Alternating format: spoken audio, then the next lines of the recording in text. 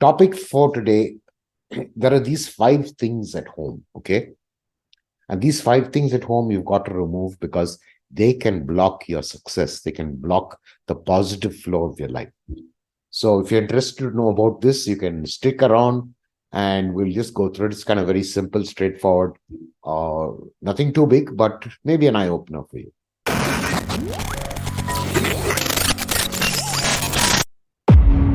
Okay, the first thing you got to do is if you've got a lot of old clothes, okay, you got these old clothes, what is advisable for you to do is donate them, give them away.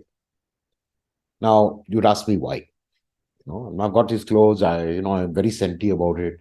You know, it's tough to give away clothes. There's a lot of sentimental attachment to a lot of things. And when you start, taking out your stuff and you look at it and you'll start bringing back memories of, oh, I remember I wore this shirt. I got this shirt when I was playing in some football team or, and you just hang on to those memories, which is good. It's not a problem.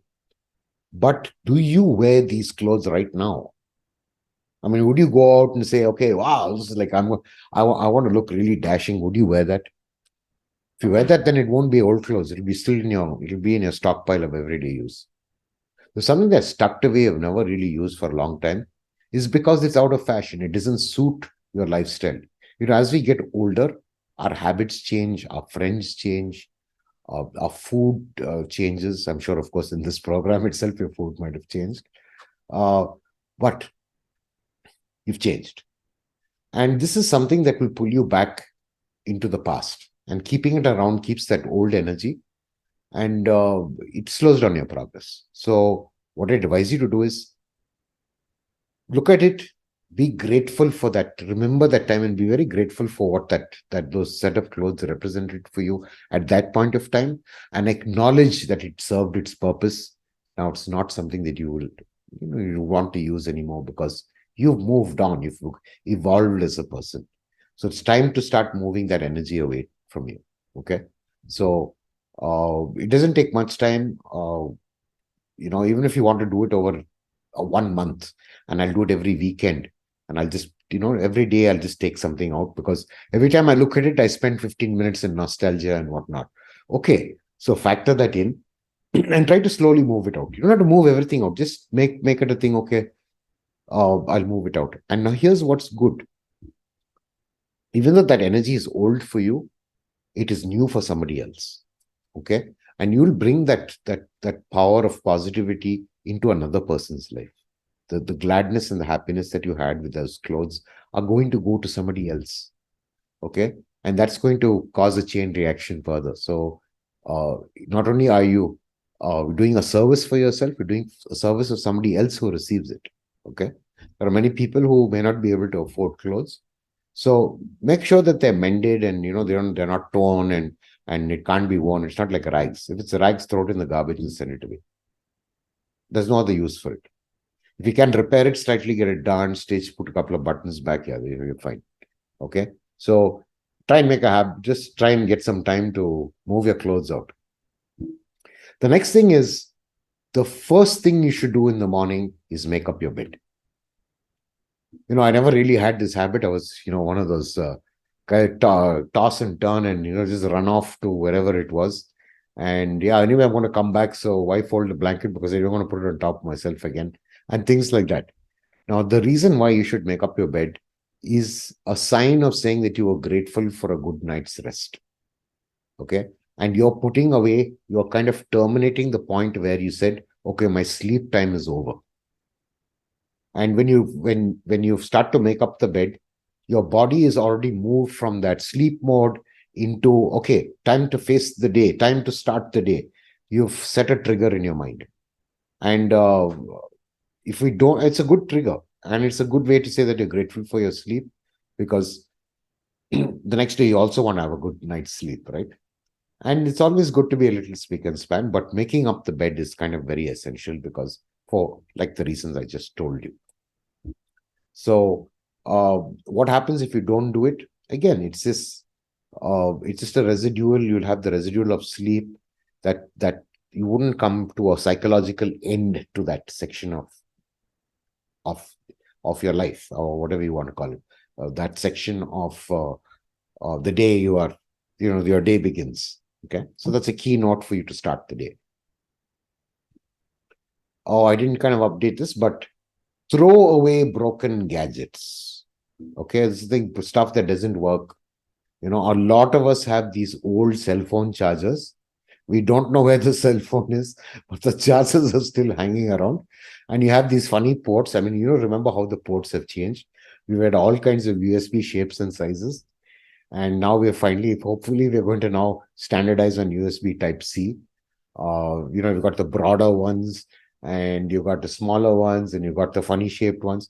Okay, so try give it away, throw it out, bundle it up somewhere, maybe put it in garage in some corner. Just don't keep it hanging around if possible.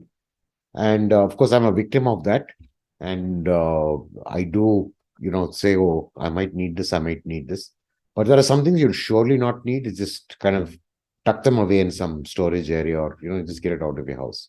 Another thing is broken glasses, chipped glasses, chipped crockery. I think we should get rid of it. Okay, it's a kind of it's an energy that you don't want to accumulate in the house, because things that are broken, subconsciously will remind you, like, oh gosh, this plate's not that great, and it'll taunt you. Subconsciously, it'll taunt you, and it'll take part of your brain power. Okay, it'll take part of your mood away. How would you feel like if you went to a restaurant and they gave you a chipped plate to eat, from all chipped in the corners and everything? You said, gosh, how can I eat? Now, because somebody's serving you in a restaurant, you're paying money for it, you expect to get the service, and this looks dirty. Now, that you can imagine how you feel at that moment, right? But when it's at home, you'll just tend to ignore it. I mean, you'll just put it aside, say, monkey, see no evil, hear no evil kind of thing, right? You'll just, okay, do something about it. And it serves this purpose. We'll say, nobody's looking at home, yeah, it's chipped, it's okay. So, what you do is just make up your mind one day and do something about it. Get rid of it. Do anything. Just move it out. Don't keep it. Because it's not a good thing to have broken glasses, chipped plates. They'll taunt your memories, and they'll taunt your day. Okay, there it is. Sorry, crockery as well. Now, here's another thing which people will definitely have some things. Now, especially your parents' old clothes is something I expect you don't keep. And if it's a very as minimum as possible, yeah, you may want to keep it. Perhaps mother's wedding sari, mother's jewelry and things like that. Okay, they're kind of precious and all that. But there is a lot of old stuff that you might have kept. Old clothes of theirs, which are not really something that you'd wear, or something anyone, or it's not even in a shape to wear. Some old items that they used to have, unless it's been given to you by them and said, okay, keep this as a memory of us, But if you've claimed anything, it's better to start moving it out, because it served them in their time.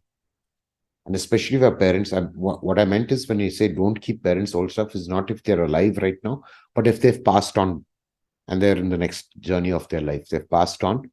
It's advised not to keep that stuff, because they've moved on. Okay, and the remnants of them are still around, and since they've moved on, this is the energy that has to move on with them as well. Okay, and I'm not saying that there'll be a disaster if you don't follow any of these things, but for some people, there can be some distinct blockages about success. And some of these energies, actually, it could be just a small thing, maybe a ball pen that was given, your one of your parents' writing pen might have had a kind of a very, accumulated a lot of funny energy with it, and it may not really help serve you. Okay, so I know that you do hope that you do understand that there is vibrational energy in everything, in every living being. In every inanimate object, there is a vibrational energy, and it can absorb and it can give off energy. You know that every single molecule in any kind of structure vibrates. Now, if a molecule vibrates more, it'll be a liquid. If it vibrates, has more energy and vibrates even more, it becomes a gas. And if it vibrates very slowly, it's more or less a solid. So there is a vibrational part of physics. And these vibrational energies can change. Okay. Some of these vibrational energies get into a harmony and they stay trapped within that system by itself. And they take a long time to wear off. Okay. And that's why they have a lot of things about, how do you reset your energy and things. They have a lot of stuff like that. But we're not going to talk about that today. But the point is that all of these things that I just mentioned to you have a certain vibrational frequency that may not, or let's say it may hinder your daily life, in a very, very subtle way. So give attention to it. And of course, some of the things that you do, I mean, you give away stuff that is good.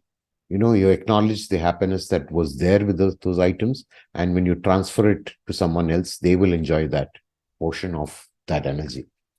So I hope you liked today's topic. And like I said, if you'd like to keep in touch, don't forget to subscribe and all that stuff. Be part of the channel and move forward. So don't forget to lead a dynamic life.